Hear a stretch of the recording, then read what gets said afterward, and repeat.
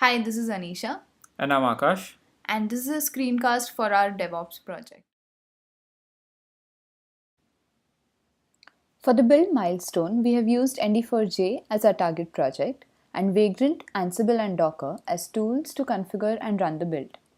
We use a pre-commit hook to start a VM via Vagrant. All this hook does is bring up a VM without provisioning it. On a successful commit, the VM is provisioned using Ansible. The playbook used for this will install a few tools, Node.js, and Docker. It will also install some npm packages like HTTP Server and Forever that will be used for viewing the build log. After this, it will start off the build in a Docker container. This container has been configured with the dependencies for ND4J and is being hosted on Docker Hub. Now the log file can be viewed in the browser on port 8000. For the next milestone, we have used the Apache Commons collections, which is more suitable to display the test-related tasks after a build. We use the Cobertura Jenkins plugin to generate the code coverage reports. The code coverage report looks something like this. Next, for the test generation, we have used a tool called Randoop. As we see, using Randoop has increased the test coverage. This is visible in the trends graph which moves upwards. Now for the static analysis. Here we use the Find Bugs plugins for Jenkins. To run the static analysis, we only have to add Find Bugs to the Maven goals. The report can be viewed in the Find Bugs Warnings tab. We created a custom Find Bugs detector that will detect if a method in a class has the name foo or bar. Jenkins has thresholds that can be set for a build and test phase to qualify as successful. For example, if we lower the maximum number of find bugs warnings, we can cause a failure even though the build has succeeded.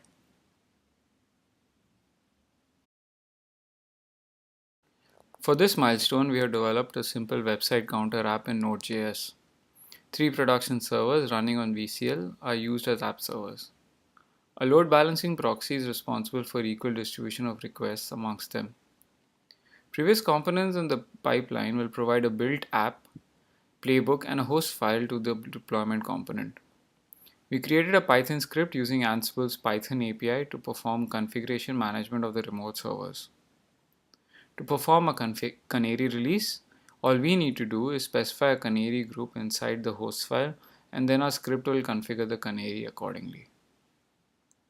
We are also able to monitor memory and CPU usage of our deployment environment. To simulate canary failure, we used a lat monkey to generate alerts.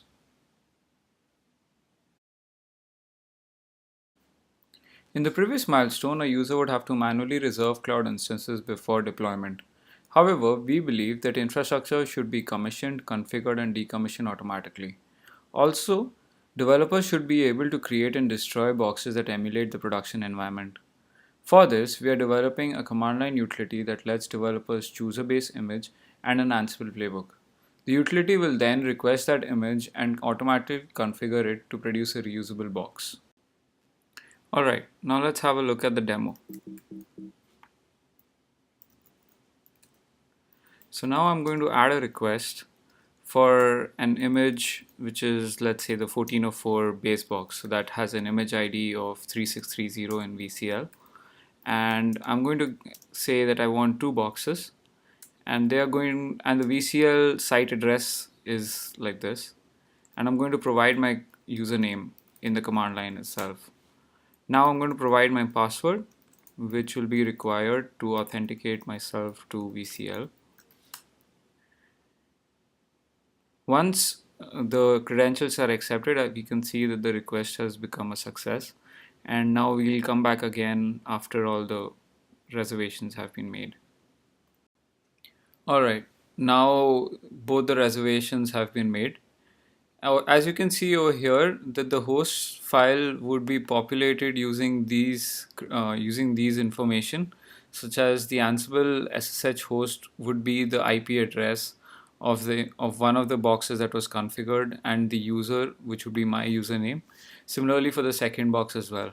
Now to verify this, we can go into VCL and have a look at my reservations. Yeah, as you can see, there are two images, and if I connect to one of them, I can verify that the IP address is, let's say over here 20.166. It's the same over here for the second image, that is 2166. Thank you.